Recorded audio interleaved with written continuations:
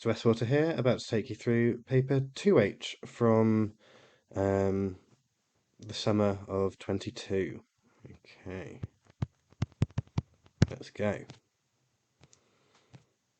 So, here are some integers where a is less than b, which is less than c, which is less than d.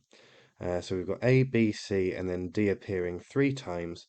The mode, which stands for the most common, is 9, so that must mean that these 3 are all 9, so that appears the most. It says the median of the integers is 8, so if these are in order, and there are 6 of them, the median of 8 has to sort of be halfway between these two, so c has to be 7. And it says the range of the integers is 4. So the difference between the highest and the lowest is 4. So 9 take away 4 is 5. So a has to be 5. And if b is less than 7 but greater than 5 and is an integer, I guess that leaves b being 6. So a is 5, b is 6, c is 7, and d is 9. Okay, on to question 2. On the grid, draw and label with its equation the straight line with the equation. So let's do this one at a time. The line of y equals 1. Do I have a ruler here? Yes, I do. Excellent. Right. Let's try and make so. The line of y equals 1. We'll think about the coordinates of where y equals 1. We've got 0, 1, 1, 1, 2, 1. It's going to be this horizontal line at 1. Okay, so I'm just going to draw that on. Okay, now at x equals 2, so for the same reason, this is now going to be actually a vertical line. Okay, at x equals 2. Okay, and finally, where x plus y equals 7. So there's a couple of different ways you could do this one.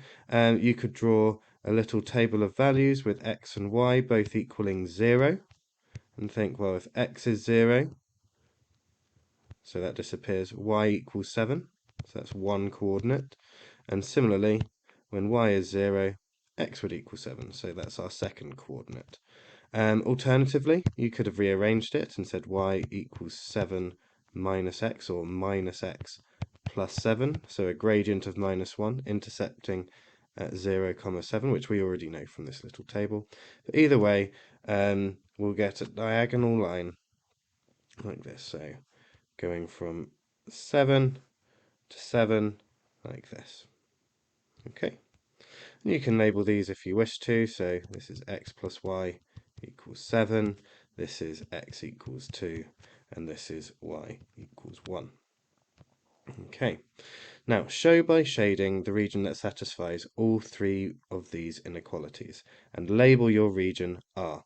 So we can do this either by shading the region, the final region that we want, or by shading the unwanted region and leaving our desired region blank. And I prefer to do it the second way round, so I'm going to shade things that are not, greater than 1 for y. So if y is greater than 1, let's think about this coordinate. Okay, so this is the coordinate of, or in fact even easier, let's just go for 0, 0. Okay, so is 0 greater than or equal to 1? No, no it is not. So this is on the wrong side of this line, so everything on this line is incorrect, so I'm going to cross it out in a way. Okay, in a similar way, so 0, 0, is 0 greater than or equal to 2? This time we're looking at this vertical line going up and down, and again, no it is not. So this is on the wrong side, so we are going to cross out everything on that side of the line of x equals 2. Okay, and finally, is 0 plus 0 less than or equal to 7? So this time I'm looking at this line here. 0 plus 0 is less than 7, so this is now the correct side. So I don't want to shade this side of the line, I want to shade the other side. Okay, now often what happens with these shading questions is they will create a shape, in this case a triangle, and you will inevitably be left with that region, and you always have to label it with a capital R or some form of letter. Okay. On to question 3. Let's get rid of this ruler now. An aeroplane travelled from New York City to Los Angeles. The aeroplane travelled a distance of 3,980 kilometers in 5 hours and 24 minutes. Work out the average speed of the aeroplane, and it's looking for kilometers per hour. And it says give your answer in kilometers per hour, correct to the nearest whole number. Okay, now the key thing here is to recognize that 5 hours and 24 minutes is not, this does not equal 5.24 hours. Okay, so if we're looking at kilometers per hour, this as an average speed, the hint is in the units, so it's kilometers over hours. Okay, so this will be 3,980 over, now you can do this in one of two ways. You can break up an hour into 6-minute chunks, and 6 minutes is obviously 10% of an hour, and 6 goes into 24 four times. So it's really 5.4 hours. And there are various ways you might want to go about doing this. You could turn the whole thing into minutes, so 324 minutes, and then times everything by 60 afterwards. You even have on your calculator, if we go 5.24 and hit equals, and then press this button, it tells you, look, 5 hours. Oh, maybe have I done that the wrong way around? I've done this the wrong way around. So if I go 5 hours and 24 minutes and hit equals, no, still not there yet. Let's do another one.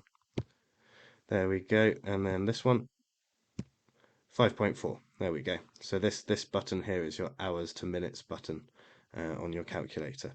Either way, so it's 3,980 over 5.4. 3,980 over 5.4 for 737.037, and these will carry on repeating. So to the correct nearest whole number, this is going to be 737. Okay. On to question 4. Now, this is an important distinction, this question. This is a show that question. So we're showing that 5 1/3 minus 2 6/7 equals 2 10/21. So because it's a show that question, we need to pretend that we have not seen this. Okay? Obviously, we know that we're working towards it, but I am not going to state this at any point until I get it as my final answer. So I'm going to start just based on this, work it out as if I didn't have a calculator, because this is why this question has now become a show that question, because your calculator can do it, and show the mathematics of how we arrive at this final solution without using it. Okay? Don't try and adjust both sides and meet in the middle. So let's start off with the left-hand side. This is 5 1/3 minus 2 6/7. So the first thing I need to do when I'm adding or subtracting fractions, which are mixed numbers, is turn these into top-heavy fractions. So 5 times 3 is 15, add the 1 is 16/3. And 2 times 7 is 14, add the 6 is 20/7. Now, I need a common denominator, so I'm going to make these both over 21, which is a good sign because I know my final answer is going to be over 21. And this fraction, I need to multiply top and bottom by 7 to arrive at a denominator of 21. So if I do 16 times 7 on my calculator, I get 112. And on the fraction on the right, I need to multiply this by 3 to get 21 on the bottom, so this will be 60. Giving me, when we subtract fractions, we only subtract the numerators, 52 over 21. And at this stage, we can say this is, look, 21 goes into 52 twice. So that's 2 with a remainder of 10 over 21. And now we can say, look, this is my right-hand side. Okay, job done. On to question 5. The diagram shows an 8-sided shape ABCDEFGH. Okay. HG is 28 centimeters, FG is 12, AB and EF are both 5, and the height of the shape is 20. And CD is parallel to HG.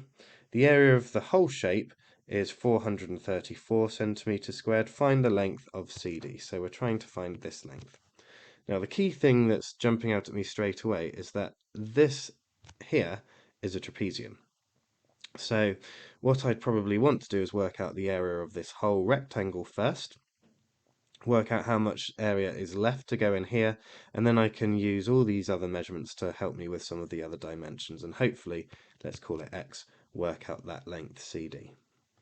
So let's start here. 28 across by 12. 28 times 12, and let's write it out. 28 times 12 is 336. So this area here is 336. And if the total area is 434 minus 336, thank you for that, Noah, I will get 98 left. So the area of this has to be 98 centimeters squared. Now, if I've got 28 across and 5 and 5 on either side, I know that this length has to be 18.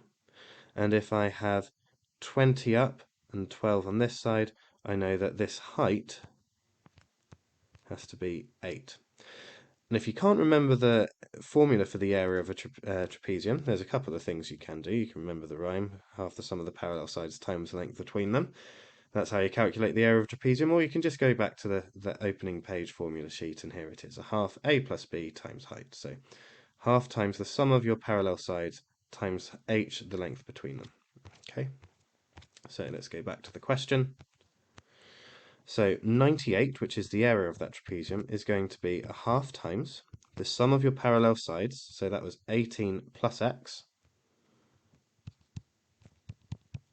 times the length between them, so times 8, and that should be the area of a trapezium. So let's unravel this bit by bit. Now that 18 plus x being in brackets, we'll leave that till the end. So first I think I'm going to do times everything by 2. So that's going to be 196 will equal 18 plus x times 8.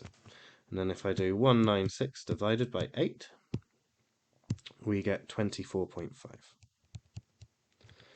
So I'm now dividing by 8, so 18 plus x must equal 24.5, and if I then subtract 18, we get x equals 6.5.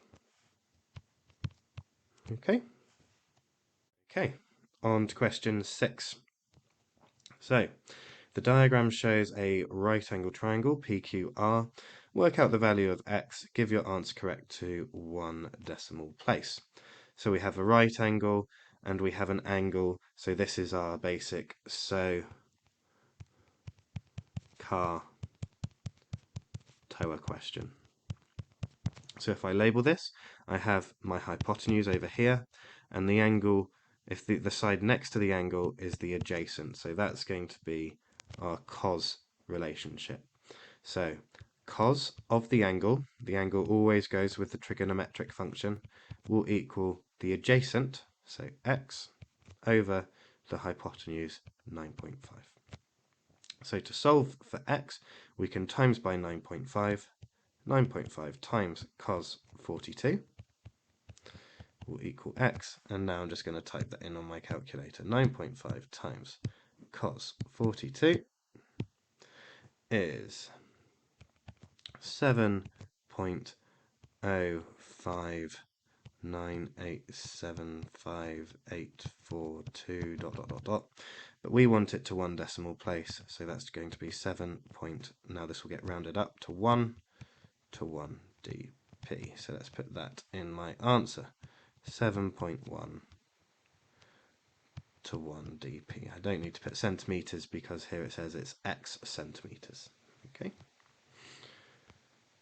On to question 7. Now this is interesting because this is actually our second compound measures question to do with speed. But often they like to change things from kilometers per hour to meters per second. So it's not too surprising that we've got this other one in here as well. So 81 kilometers per hour. Let's think about this. So this is going to be, if I want to change it to meters per second, this is 81,000 meters. Okay. Now, instead of 1 hour, that is 60 minutes. And instead of minutes, that would be 60 times 60 seconds. Okay, so kilometers per, so that's your division, hour, becomes from 81 kilometers, this is now meters, and 1 hour has become 60 by 60 seconds. Okay, so let's work this out. 81000 over 60 times 60, and we've got 22.5. That's a nice number. So this is going to be 22.5 meters per second. Okay, on to question 8. Benaz makes 300 celebration cards so that the number of birthday cards to the number of anniversary cards to the number of congratulation cards is in the ratio 7 to 5 to 3. So as soon as I see a ratio question, I want to know how many parts we've got. We've got 15 parts in total. Okay. So, and actually now that I've done that, I'm reading that there's a proportion of each of these amounts. So I'm going to work out what I've got in terms of birthday to anniversary to congratulations cards. Okay, ABC in a way. So if there are 300 celebration cards and there are 15 parts in total, 300 divided by 15, let's write this out. So 300 divided by 15 is 20. So each part is going to be worth 20. So 7 times 20 is 140. 5 times 20 is 100. And 3 times 20 is 60. And these do still all add up to 300. So 2/5 of the birthday cards have numbers on them. 36% of the anniversary cards have numbers on them, and none of the congratulation cards have numbers on them. Work out the fraction of the 300 cards. Work out what fraction of the 300 cards have numbers on them. Okay, so there's going to be none in C. For A, so the anniversary cards is 36%. Well, 36% of 100 is fairly easy. That's just 36. And 2/5 of 140 is, well, if you're not sure, you can always type it in. 140 times 2 over 5 is 56. Okay, so we've got 56 and 36 cards with numbers on them for a total of 92 cards out of 300. But this wants it in its simplest form. If you're ever in doubt, you can just type this in on your calculator, and it will always give it to you in its simplest form. So 23 over 75. Okay. On to question 9. Pasha invests $50,000 in a savings account for 4 years. He gets 1.3% per year compound interest. Work out how much money Pasha will have in his savings account at the end of 4 years. Give your answer correct to the nearest dollar. So now, the most common mistake here is people thinking, oh, I need to use my percentage multipliers and timesing by 1.3. But if we think about this, this percentage multiplier represents 130%, which is not a 1.3% increase. In fact, if we think about this, 100 plus 1.3 is going to be 101.3. So my decimal multiplier is going to be 1.03. Okay, so I'm going to take my 50,000 and times it by 1.013. And then the result of this, we would sort of do it again and again and again and again. Or we can just say, I'm going to do this and then times it by 1.013, 1.013, or just say to the power of 4. Okay. So compound interest is where it gets re-evaluated every year. So the answer to that initial question needs to get times by 1.013 again. You don't just work out the interest once and then add it on 4 times, because it will change because there's a new amount in at the end of each year. So 50,000 times 1.013 to the power of 4 is 52,651.14083. Now it's money, so I'm thinking, do I have to leave it to 2dp? You're welcome, Ed. And I need to give it to the nearest dollar. Okay, so we're just going to cut it out at the 1. Okay, it wouldn't get rounded up there. So 5, 2, 6, 5, 1. On to question 10. Simultaneous equations. So we have two simultaneous equations. We can do this by substitution or we can do this by elimination. I think the easiest way is to do this by elimination. So what I'm going to do is I'm going to adjust this second equation so that the amounts of y's are the same. So I'm going to rewrite the first one again, 7x plus 3y equals 3. Then I'm going to times this one by 3. So 3x becomes 9x. Always remember to times everything by 3. Minus 3y. Y becomes 3y. And the 7 will become 21. Now if I want to eliminate the y's, I've got a positive and a negative one. I need to add these two equations together, giving me 16x equals 24. So x will therefore be 24 over 16, which simplifies down to 1.5 or 3 over 2. At this point, we can substitute this value in and work out what y is. So I'm going to substitute that into equation 1. So 7 times 1.5 plus 3y equals 3. 7 times 1.5 is 10.5 plus 3y equals 3. I'm going to take away this 10.5, so 3 minus that answer is minus 7.5, so 3y equals minus 7.5, and I can do this one in my head. Y equals minus 2.5 when I divide both sides by 3. So x is 1.5, y is minus 2.5. And you can check these in the other equations. So let's just check this out. 3 times 1.5 is 4.5 minus 2.5. Let's work, so that will be add 2.5, and that does equal 7, so I'm content that that is a correct solution. Okay, on to question 11. Factorize this expression, so x squared plus 5x minus 24. So there are no common factors in here at all, and it is a 3-term quadratic. So that means we need to put it into 2 brackets.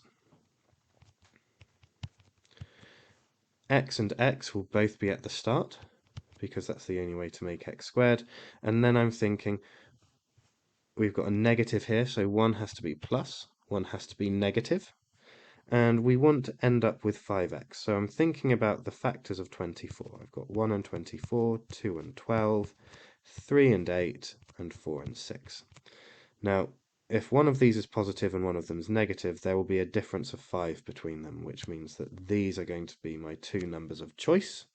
And if I want the final result to be positive, then I need the bigger number to be positive, because essentially we're adding these numbers together. So I want this to be plus 8 minus 3. If you think about how this expands, it will be plus 8x minus 3x for that 5x in the middle. And solving this, well, if this equals 0, x plus 8 brackets x minus 3 equals 0, we apply the zero product principle. In other words, if two things multiplied together equal 0, either the first one equals 0 or the second one equals 0, and therefore x equals 3 from that second one, or x equals minus 8 from that first one. So x equals minus 8 or x equals 3. Okay, on to question 12. Larry is a delivery man. He has 7 parcels to deliver, and the mean weight of the 7 parcels is 2.7 kilograms. He delivers 3 of the parcels, and each of those parcels has a weight of W kilograms, and the mean weight of the other parcels is 3.3. Work out the value of W. Okay, so this is using changing means. Okay, and the one thing we need to remember about the mean is the last thing we would have done is divide by the number of parcels that we've got. We add them all up and then divide by the number. So if I times by the number of parcels, we'll get a total weight before I would have divided by them. So the sum of all of those things. So when I had 7 parcels, if I do 7 times 2.7, the total weight would have been 18.9 kilograms in total. Whereas when there were only 4 left, 4 times 3.3, we've got 13.2 kilograms, which means the 3 parcels that were delivered must have a weight of that difference. So the 3 parcels, each weighing W, so 3W, must equal 5.7, 18.9 minus 13.2. And if we divide both sides by 3, this is 1.9. So W is 1.9. Again, I don't need to put kilograms after that because it says it's got a weight of W kilograms. Okay. On to question 13, and this is our cumulative frequency question. So I'm going to be doing a lot of flicking backwards and forwards here. So the table gives the age information about the ages in years of 80 people. Now that's important, and I'll come back to that in a second, in a train carriage. So cumulative frequency means the running total. So, and we can see that from these groups here. So this is going from 0 to 20, which means there are 7. It's just going to be the same as this one. However, in this group, it's going from 0 to 30. So that's going to be this answer, add the amount of people we've got from 20 to 30, which is 25, add 7, 32. And then all I'm going to do is keep on adding. So 0 to 40 will be this one, the 0 to 30 group, add the 30 to 40, so add another 20 for 52. Then add 14 for 66 in our next group, add 8 for 74 in our next group, and add the 6 for 80 in our final group. And a quick way of checking this is that that final number should be the number of people given in the question. Now, on the grid opposite, draw the cumulative frequency graph. Now, the important thing is we plot our points at the upper bound of each of these groups. One way of thinking about it is to say, by the time we've got to 20, there are 7 people. By the time we've got to 30, there are 32. By the time you've got to 40, there are 52, and so on. So 20, I'm going to mark with a cross at 7. 30, I think it was 32. I'll check that in a second. And then 40, I think was 52. I'm just going to check those. 32, 52, then 66, 74, and 80. So 66, I'm not happy with that one. Let's make it really clear. 74, and finally 80. It's a good idea to use crosses because then when you draw your line, it should be really clear. Now make sure when you draw it, it is a curve. Not getting my ruler out for this one. Okay. Passing through all the points, and that's another reason, as I said, why I like to use the crosses. Okay, and always make sure we start from 0, and that's going to be going up as such. Now, use your graph to find an estimate for the median age of the 80 people. So if we've got 80 people, the median is going to be roughly the 40th person. I know technically it's the 40.5th, but because we're dealing with continuous data, we're going to go across from 40. Okay, so go across from 40 along here, and then down. And here, actually, maybe I should have used a ruler. Oh well. So that's around about 33, 34. I'm just going to say 33. I think it's slightly closer to 33. Okay. And part D. Use your graph to find an estimate for the... Oh, sorry, I haven't read it all.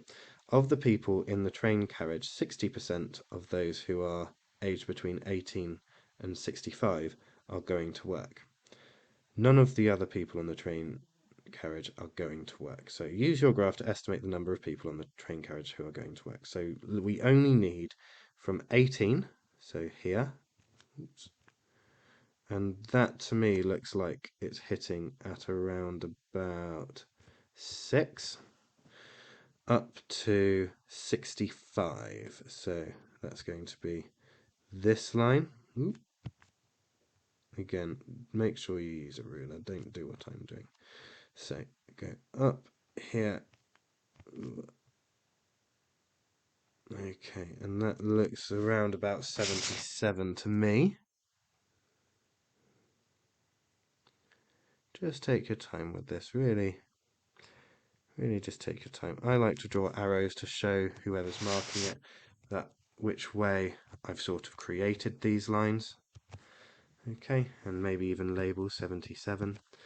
So that means I've got 77 minus 6, which is 71 of those people are aged between 18 and 65. And so I need to do 60% of that. So times 0.6, 71 times 0.6, and I've got 42.6. Again, it doesn't really make sense to put 42.6, so let's just put 43. If we're estimating the number of people, it's just an estimate. Let's round it to the nearest one. On to question 14.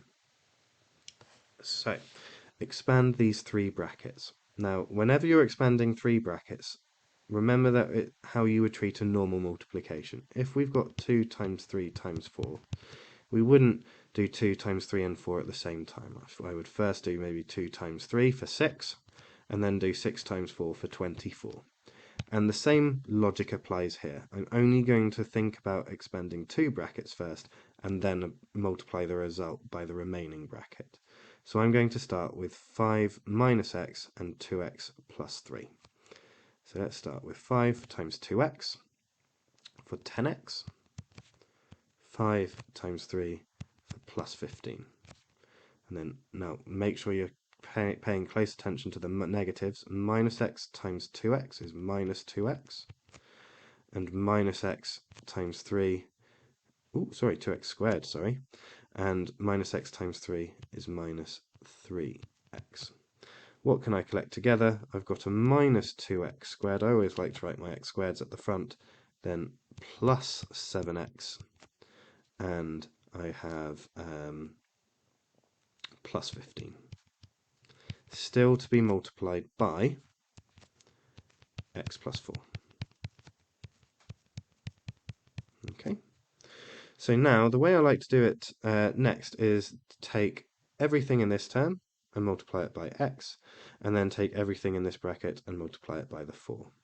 And I'm going to do it in 2 rows so that I can marry up which terms are alike. So if I start with minus 2x squared times x, this is going to be minus 2x cubed. If I take 7x and times it by the x, we have plus 7x squared. And if I've got 15 times the x, well, that's just going to be plus 15x. Now if I go on to the 4 term, 4 times minus 2x squared is minus 8x squared. So look how I'm shifting it across a bit so I can collect terms easily. 4 times 7x is plus 28x, and 4 times 15 is plus 60. So altogether we have minus 2x cubed minus x squared plus 43x plus 60. There are other ways you can do. You could have sort of a grid system going on with 3 terms at the top and 2 terms going down, and then think about all of the terms you've got here, but this is just how I like to do it. So minus 2x cubed minus x squared plus 43x plus 60. Okay.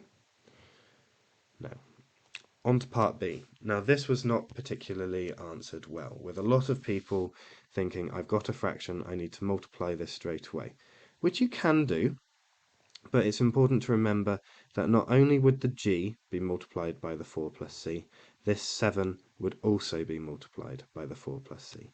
When you multiply through, you multiply every single term. Now, it will cancel on this term, but it still needs to be multiplied by the minus 7. I'm not going to do it that way.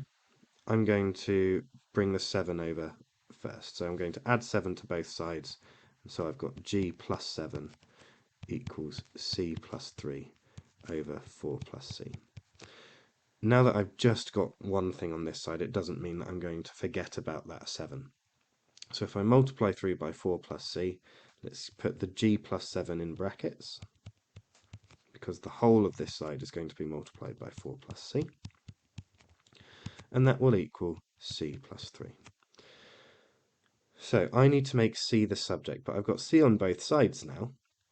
So let's multiply this out and see what we've got. G times 4 is 4g. G times c is gc, the gc. Right. 7 times 4 is 28. And 7 times c is plus 7c. Okay, and that will equal c plus 3 still. So to make c the subject, I need all of my c's on the same side. So I'm going to take away c, which would make this 7c become 6c. I'm going to take away 28, so this will be 3 minus 28 for minus 25. I still have my gc on this side, and it would still be plus 6c because it's 7c minus c. But I'm also going to take away 4g over onto this side. Now, because I've got multiple c's appearing, I need to factorize. So c goes into g plus 6. That will equal minus 25 minus 4g. And now, to leave c on its own, I divide by this fraction, or by this expression, I should say. Minus 25 minus 4g over g plus 6. Okay, so c equals minus 25 minus 4g all over g plus 6. Okay? Okay, on to question 15. Solve 4x plus 5 over 3 minus 3 minus 2x over 2 equals 13. Now the first thing I'm noticing is this negative in the middle. Always be careful. That negative affects the whole of this bracket. If you want to put it into brackets straight away, put it into brackets straight away so you know that that negative is going to make this positive when it all multiplies out. Anyway, I'm going to start by multiplying everything through by 3. So remember, every term needs to be multiplied by 3. So 4x plus 5 over 3 times 3 is essentially going to look like this, and the 3's cancel. That's why I'm multiplying through by it, so we end up with just 4x plus 5.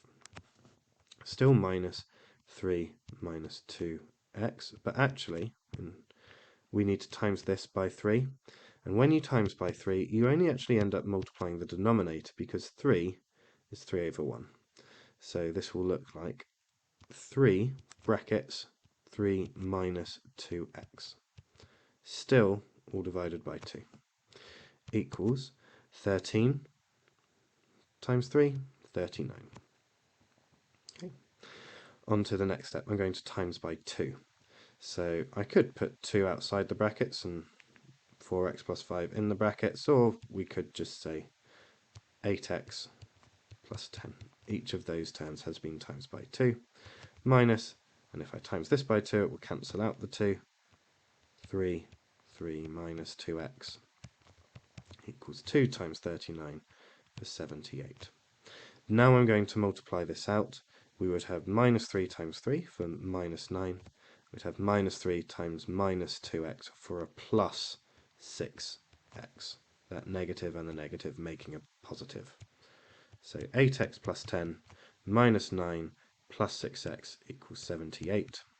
And collecting all the terms I have together, 14x, and now 10 minus 9 is just plus 1, equals 78, and therefore 14x must equal 77. Divide both sides by 14, 77 divided by 14 equals, answer, there we go, equals 5.5. If you're not sure, you can type it in. You can do 4 brackets 5.5 plus 5. In fact, I'll do this again. So fraction 4 brackets 5.5 plus 5 over 3 minus fraction 3 minus 2 times 5.5 over 2, hit equals, and it says 13, so I'm confident that I'm right. Remember, in maths you can always check your answers for things like this. Other ways you could have done it was to try and combine it into one fraction first and then multiply 3 by 6, but either way you should have got that right answer out at the end. On to part B. Now this was not finished well, I would say. So this is a quadratic inequality. So it's like a quadratic equation, but we've got this inequality sign. And when we've got the inequality sign, we need to think about what the graph looks like. So you can solve this however means suits you best. I'm going to factorize this.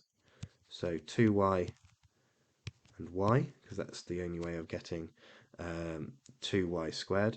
Now it's going to be another plus and negative, and I'm thinking about 10 and 3. No, that's not going to work because one of those needs to be multiplied by 2. What about 5 and 6? If I do 2 times 6, that's 12.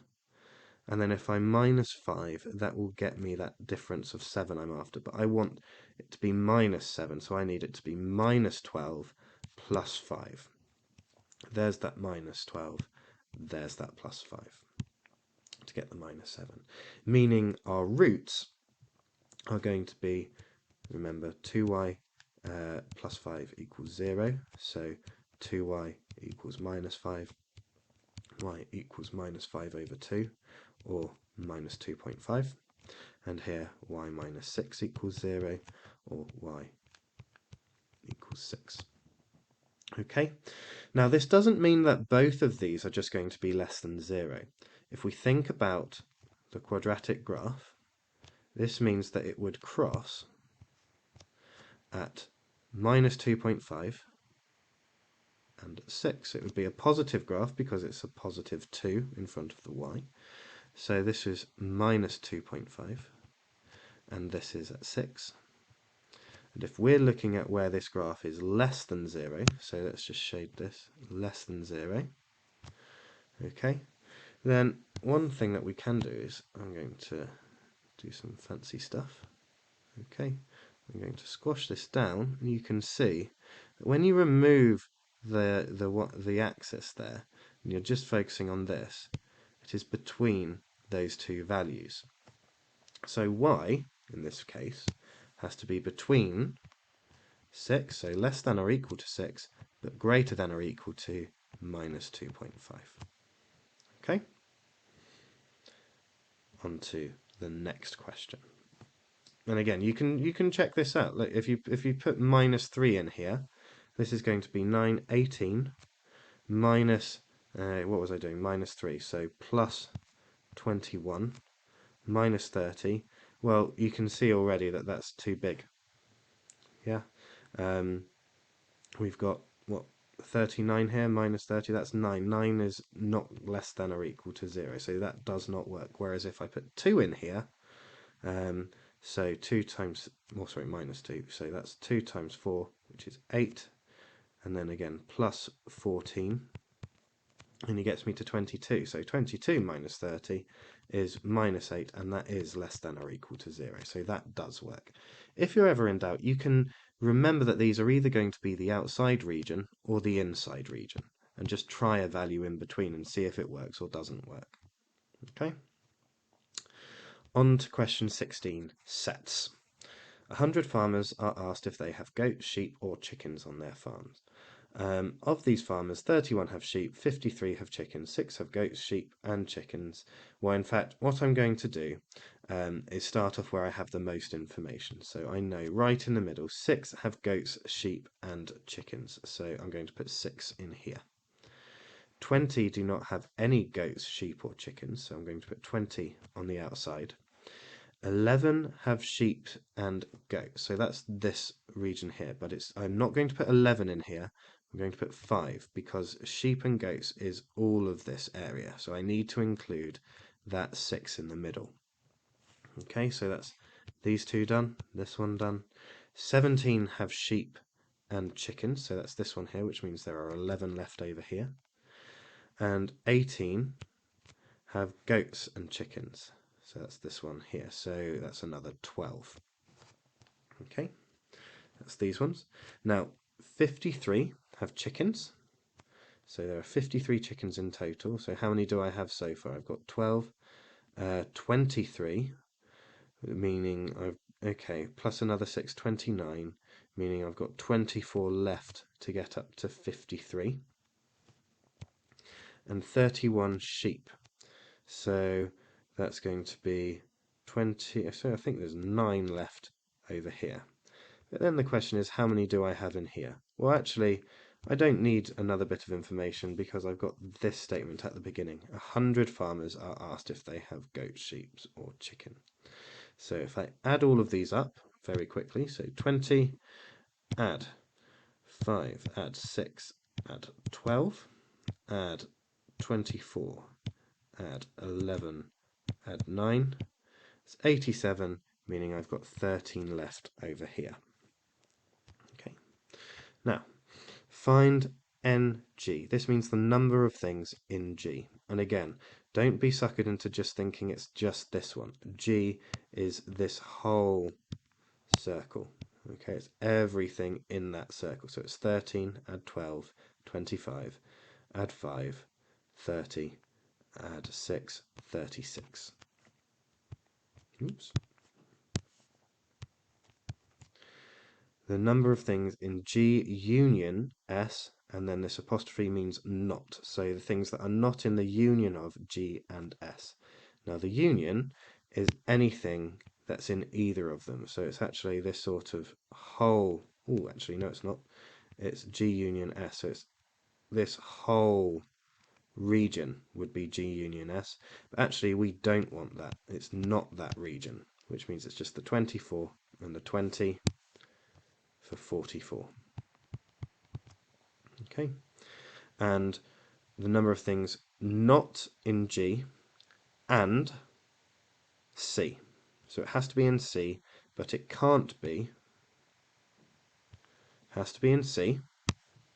Okay, but it can't be in G. So that means these ones are not included. So it's going to be that 11 and that 24 for 35 in total. Okay. Now, one of the farmers who has chickens is chosen at random. Find the probability that this farmer also has goats. So this is a conditional probability question where we need to ignore anything that is not a chicken. So not that, not that, not that, not that. Okay, we are just focusing on these ones. And that's what it's going to be out of. So that in a way is already our denominator. It's going to be out of 24 at 11, so that's 35, at 18, 53. It's going to be out of 53. Find the probability that this farmer has goats. So that's these two. These ones here. So that's going to be 18 out of those 53. Okay. Okay, let's try and get rid of these without rubbing out everything. There we are. Okay. And on to question 17. So, m varies directly as the cube of h. So this is another way of saying m is directly proportional to the cube of h. So this means m fish thing h cubed. And this is our proportional symbol. And another way of writing this is to say that m equals k times h cubed. So when m is 4, h is 0.5. So let's sub these values in. 4 equals k times 0.5 cubed. Now 0.5 cubed is an eighth. So to solve this, we can just multiply both sides through by 8. So k is 32. So our general equation, m equals k h cubed, is actually m equals 32 h cubed. And we're going to use this in the next part.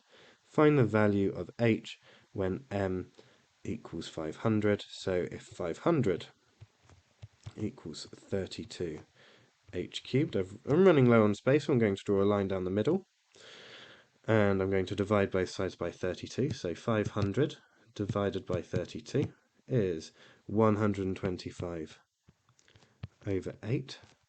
So that equals h cubed. And the cube root of this is, well, these are both cube numbers, 5 over 2. So h is 2.5.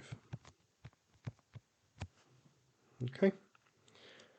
On to question 18. So x equals 2a minus b over f. So if a is 7.5, correct to one decimal place. Thank you, Lewis.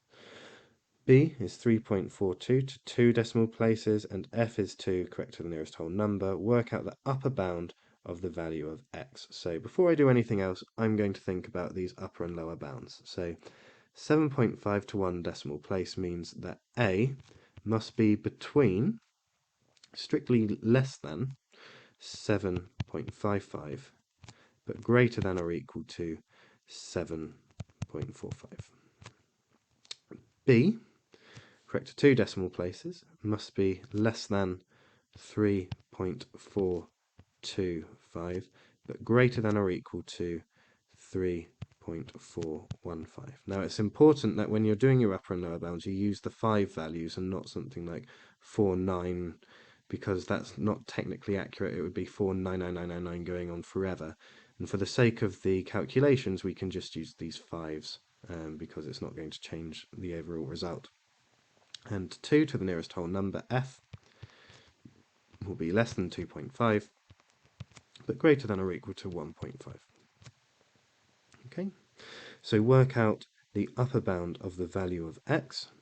So the upper bound of this whole thing, and it's a fraction, is going to be the result of the largest number possible over the smallest number possible. So we're looking at dividing by the lower bound. It's not going to be as simple as just doing upper bound and upper bound. To get the largest value possible with a subtraction, we want an upper bound minus a lower bound on the top. So we want an upper bound minus a lower bound on the top. Remember, we've got 2 times this upper bound as well. Okay, so x is going to equal 2 times the upper bound of a. So that's 2 times 7.55 minus the lower bound of b, so minus 3.415, all over the lower bound of f, 1.5. That will create the largest number possible. So let's plug all of this into our calculator.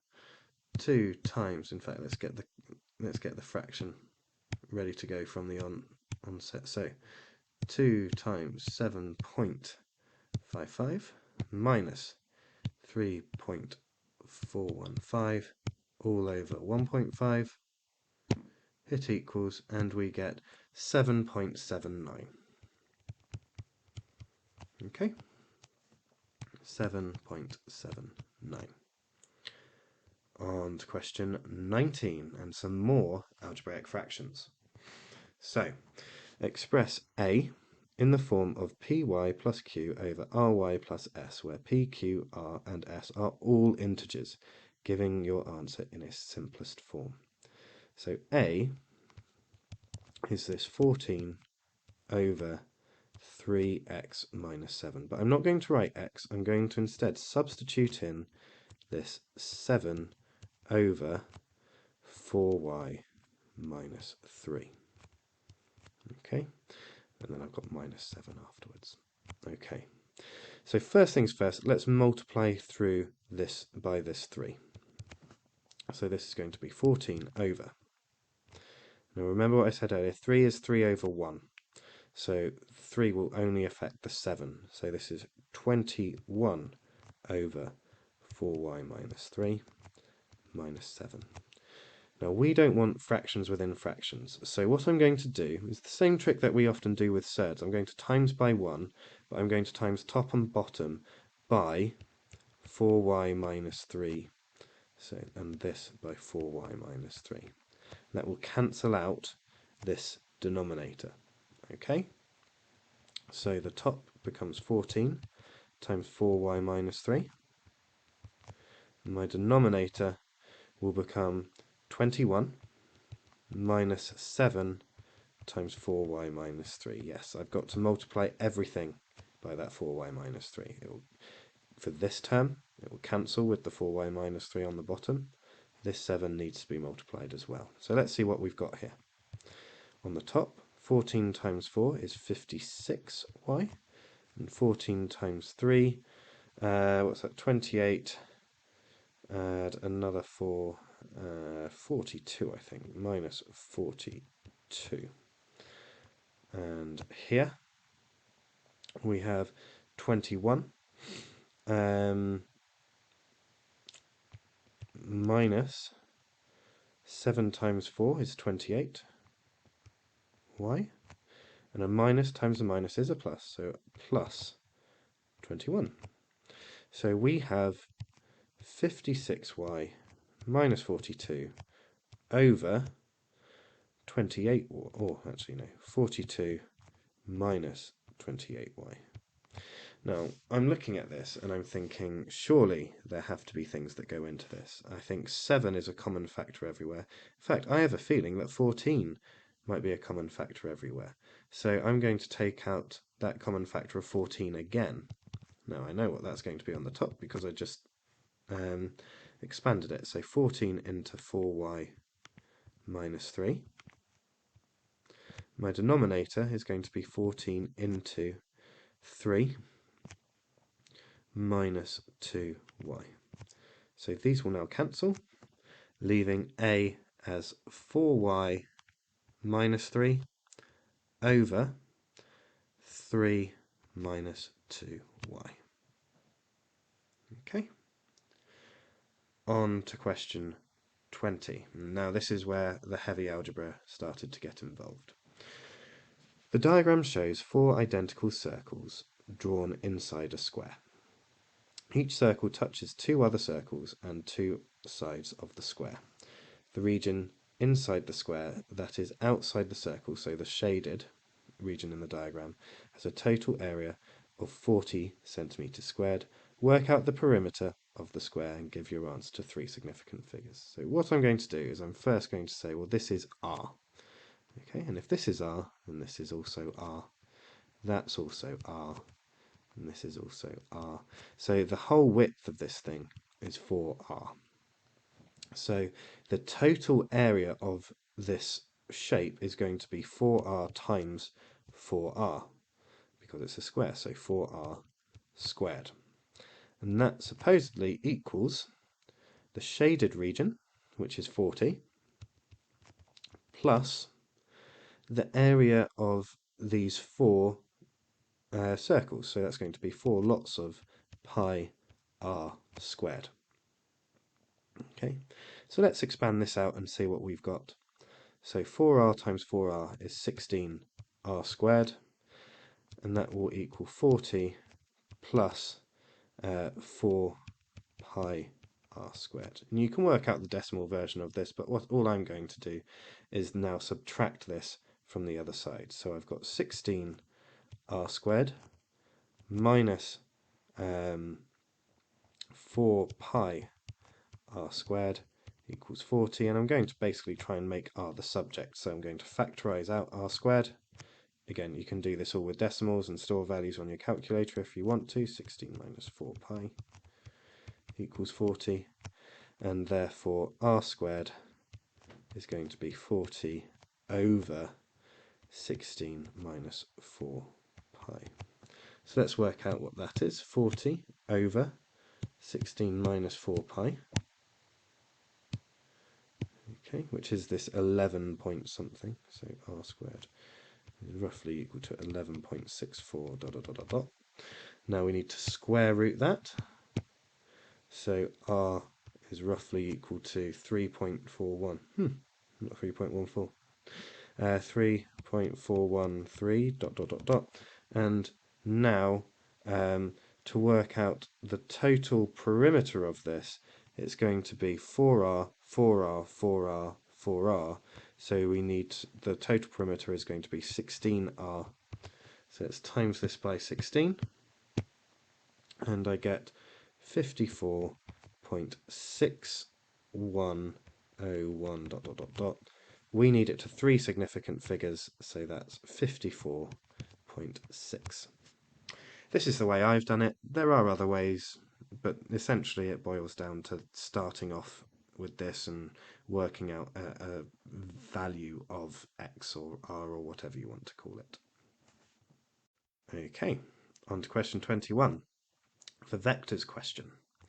So this was not particularly well answered, but we'll go through it again. So using a vector method, find the ratio of AQ to QB. Now it's important to remember that if 4a is going in this direction, any vector with a is also going in this direction.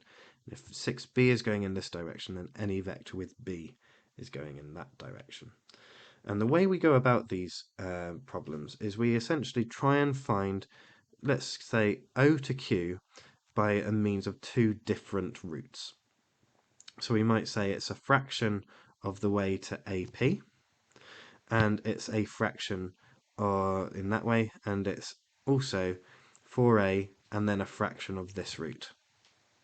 Okay, so I'm going to start by working out what AP or OP is as a vector.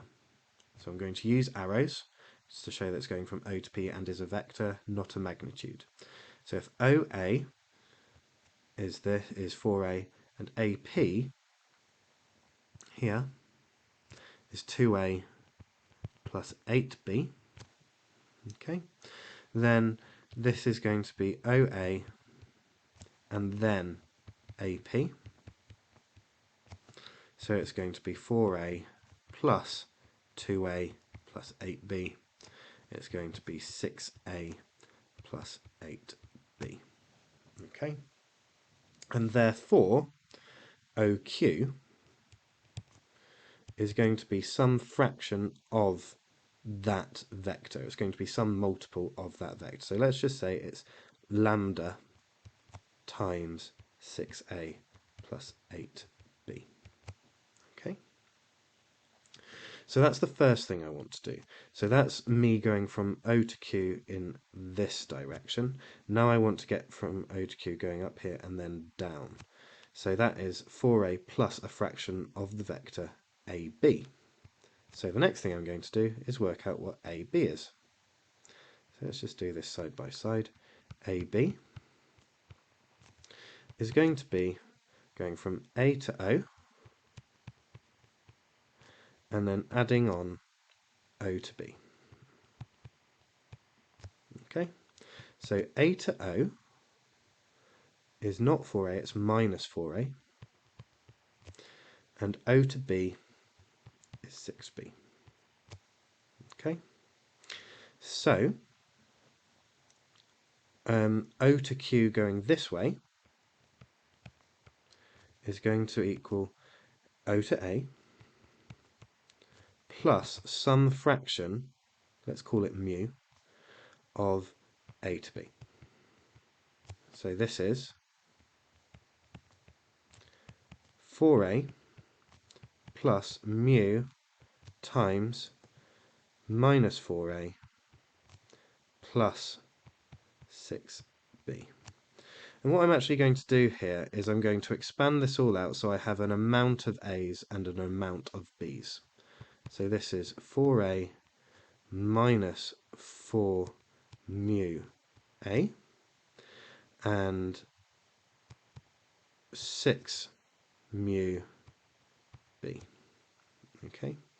In other words, if I factorize the a's out, it's 4 minus 4 mu a and 6 mu b's. And I could have done the similar thing over here. This is 6 lambda a's and it's 8 lambda b's. Okay. And this is the clever part. This is where we say, well, I've got two journeys of going from O to Q. I should have had an arrow there. And therefore, if they're both made out of A's and B's, then both of those components have to be equivalent. So 6 lambda has to be equivalent, because that's my A component, to 4 minus 4 mu. So 6 lambda equals 4 minus 4 mu. And equally, 8 lambda has to equal 6 mu. Okay? So what I'm going to do now here is just solve these simultaneous equations. So let's do that let's divide this bottom one by 6. So 4 over 3 lambda equals mu. And now I'm going to substitute that into this original equation up here. Okay, so that's just dividing by 6. So 6 lambda, and in fact what I'm going to do, I'm just going to create a little bit more space. I feel I'm going to need it.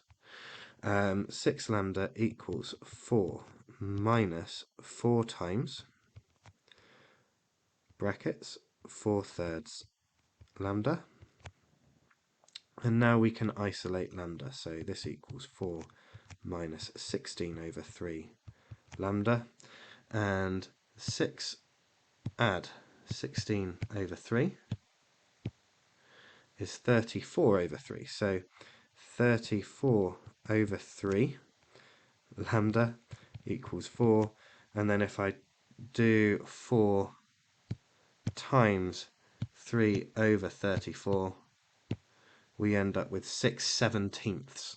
Okay, so lambda is 6 over 17. And if we then type that in to work out mu, so mu is going to be 4/3 of lambda, which is 6/17. So let's do times 4 over 3. That's 8/17. Okay?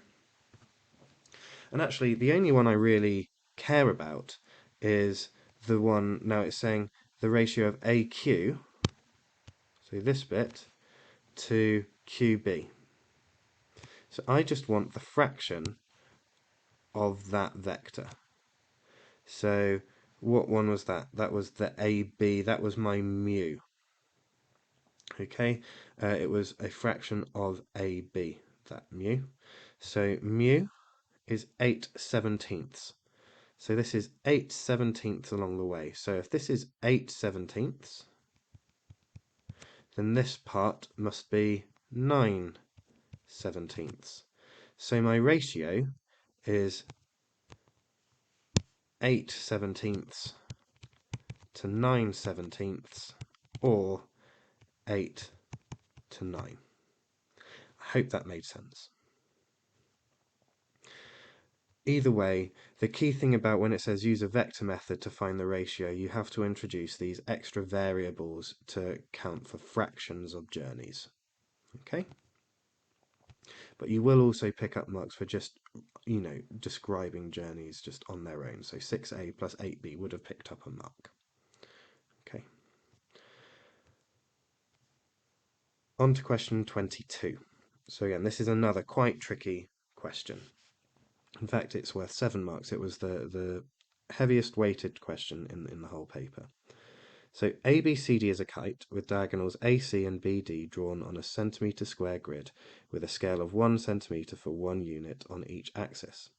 Now there are 2 different ways of doing this, and I'll talk about the way the mark scheme had a go at it, and then I'll talk about the way that I actually did it myself. So A is the point with coordinates -3, 4. Now whenever you've got something like this, I think a good idea is to just draw a quick sketch out and plot things that you know. So if A is here, that's at -3, 4. And the diagonals of the kite intersect at the point M, okay, so with position 0, 2, so that's about here. So your kite might be something, this is A, and AB and AD, so B might be over here, D might be over here, for example, and C might be over here for all we know. We don't really care about C for this question. But one of the things we do care about are the properties of quadrilaterals, because if you remember your properties correctly, your where these two diagonals cross creates a right angle. Okay, so if I can work out what the gradient is from A to this midpoint, I can work out the gradient of this line, BD or DB, and I might be able to use that. Okay, and essentially it's saying, given that AB equals AD, work out, and that's 6.5 centimeters, and the B coordinate is positive, which is how I've labeled it. Find the coordinates of B and D. So the first thing I'm going to do is I'm going to work out the gradient of A to M. So this is going from -3, 4 to 0, 2. So it's going, my rise is going to be -2. So M, or let's say AM gradient. It's going to be the rise, so it's gone from 4 to 2, so it's -2, over the run of 3. It's gone from 3 to 0. So I'm interested in this line, the line with B and D on. So the BD gradient is going to be the negative reciprocal. That means you flip it, so 3 over 2, and times it by -1. So it was negative, now it's positive. And actually, if you got this far, you would have picked up 2 marks, nearly.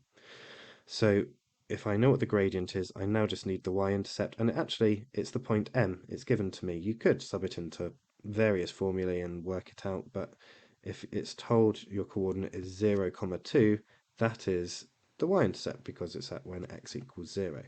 So the BD line is y equals 3 over 2x plus 2. Okay? Now, this is where it gets a bit tricky. Let's say our coordinates of B are x, y. Okay? Now, I'm going to use a little bit of Pythagoras' theorem to help me come up with another equation to get to A. And it will actually give me D as well. So the x distance, so again, so let's say this is A and this is B. The x distance is going to be x minus your x coordinate of A, so x minus -3. Okay, and your y, so this is x plus 3, I guess, and your y coordinate is going to be the same sort, by the same sort of logic, y minus 2. Well, sorry, not y minus 2, y minus 4. Okay, so if this is y minus 4, so y minus 4, in fact I'll just change this to plus 3 now, x plus 3. By Pythagoras' theorem, this squared add this squared must equal 6.5 squared, the hypotenuse, the length from A to D, or B. Okay, so that is 6.5 squared. And now I'm just going to multiply all of this out. So we have double brackets here, so x plus 3, x plus 3, x squared plus 6x and plus 9. And then this expanded out, y squared minus 8y plus 16. And 6.5 squared is 169 over 4, or 42.25. So, and actually we can combine all of this. We've got x squared plus 6x plus the 9, so that's plus 25. So this minus 25 is going to be 17.25. So plus y squared minus 8y equals 17.25. Okay, so I've got this equation and I've also got this equation. So if I know this has to be true for B and D, and this has to be true for B and D, what we actually have are simultaneous equations where one is quadratic. So I'm going to substitute this in. If y equals 3 over 2x plus 2, then x squared plus 6x plus 3 over 2x plus 2 squared minus 8 3 over 2x plus 2 will equal 17.25. Okay, so x squared plus 6x. Now expanding this out, we'll have a 9 over 4 x squared. 3 over 2 times 2 is 3, so I think altogether this will be another 6x for those two terms being multiplied together, and then plus another 4 for the 2 times 2. Minus, now minus 8 times 3 over 2 is going to be 4 times 3, so 12x, and minus 8 times 2 is minus 16, equals 17.25 still. And let's see what we've got all together here. In fact, what I might do is just times everything through by 4 so that we've got nice numbers, and that will deal with the 0.25 as well. So 4x squared plus 24x plus 9x squared plus 24x plus 16 minus 48x minus 64 equals, let's times this by 4, 69, everyone's favourite number, right? So this is now a quadratic, so 13x squared. We've got 24x, add 24x minus 48x, well they're going to cancel out entirely. And then, so that's those ones dealt with. And then I've got 16 minus 64, so let's do 69, add 64. Add 64. So this onto this side would be 133. Minus 16 is 117. So 117. Divide both sides through by 13. And we get 9. So x squared equals 9. So x is going to equal plus or minus 3. Wow. Okay, so b is going to be plus 3. C is going to be at minus 3. Which is actually vertically below A, isn't it? That's irritating. Oh well. So if, well, we know what this is, so let's just say B is going to be at 3 and D is going to be at minus 3. Okay. And if X is at, where were we? At plus 3, then we can just substitute this in to this equation. So Y equals 3 over 2x. Well, if x is 3 plus 2, that's going to be 3 times 1.5, add 2, 6.5. Okay.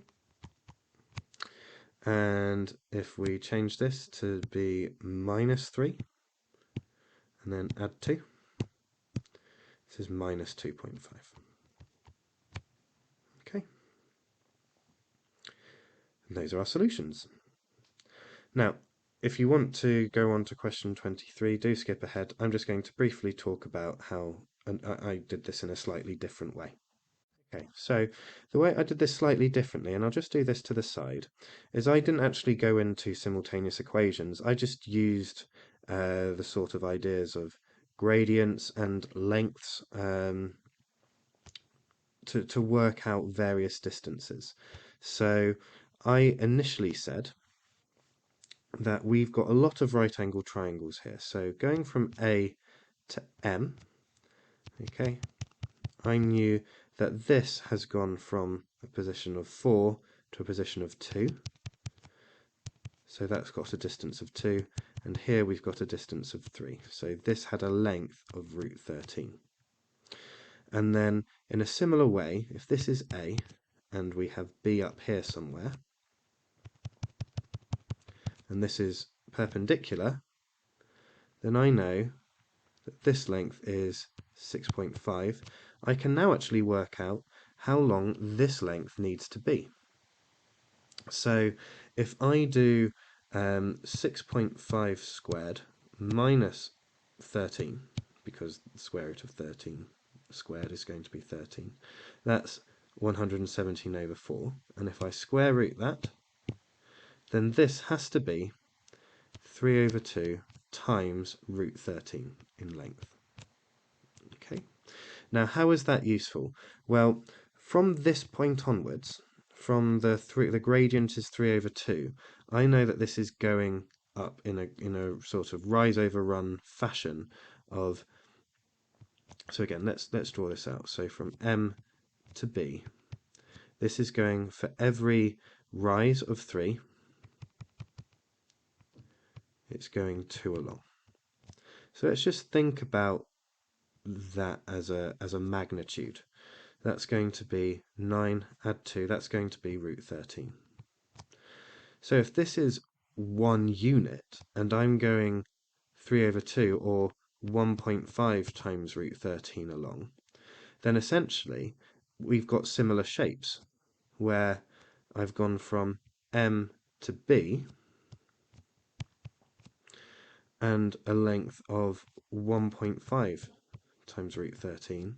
So 2 times 1.5, I must have gone 3 along, and 3 times 1.5, 4.5 up. So from 0, 2, if you add 3 and add 4.5 in the y direction, you will get 3, 6.5. And similarly, if you go in the other direction, because these are perpendicular bisected by the same distance, if you go 3 to the left and 4.5 down, you'll get your d coordinate. So if you start at 0, 2, you'd end up at minus 3, minus 2.5, which is that other coordinate.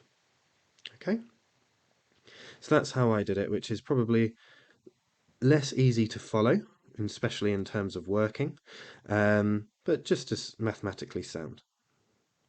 Anyway, on to question 23. So the diagram shows the sketch of the graph of y equals cos x over 2, or a half x. Now the key thing here is you need to know what the graph of cos x looks like, and you need to understand what this kind of graphical transformation is. Okay. Oh dear. I'll have a look, Archie, in a second. The cos graph, I remember sin is in, so it's sine starts in, whereas cos is off. Cos looks like this, normally, which is this sort of shape. And if we've got this, this is the graphical transformation of f of x over 2. This is a stretch, but because it's inside the brackets, it's not being squashed in, it's actually being stretched out. Okay? So I need to know where some key values are on my initial graph.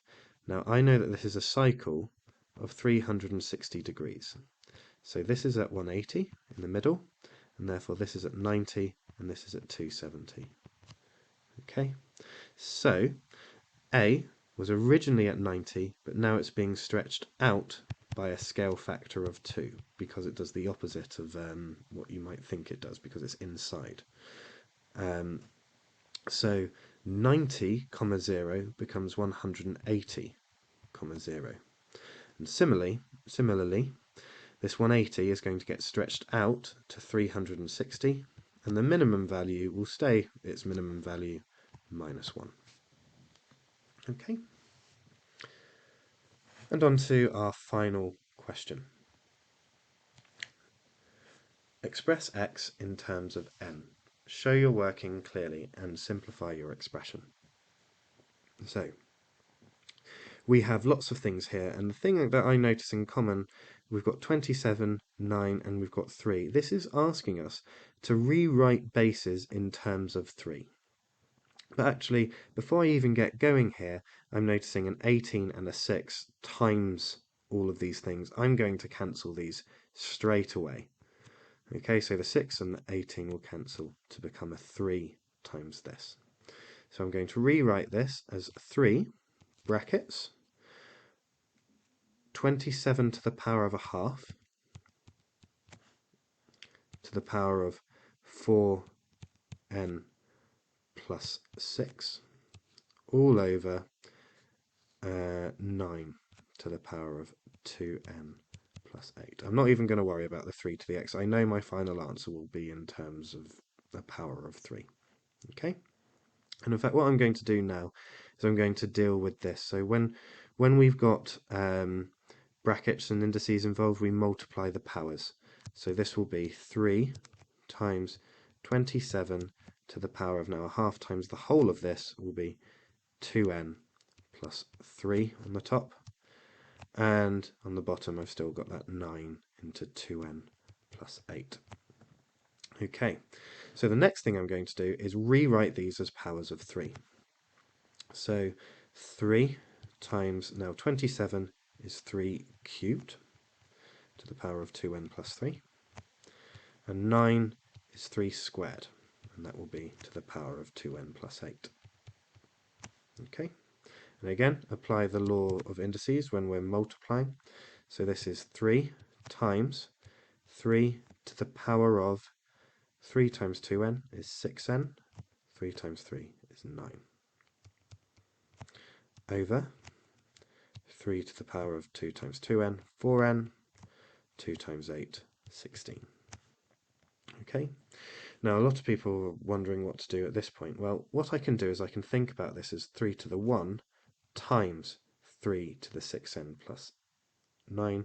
So we add those powers together, leaving me with 3 to the power of 6n plus 10 over 3 to the power of 4n plus 16. And when we are dividing powers, we subtract, when we're dividing, indices, we subtract their powers.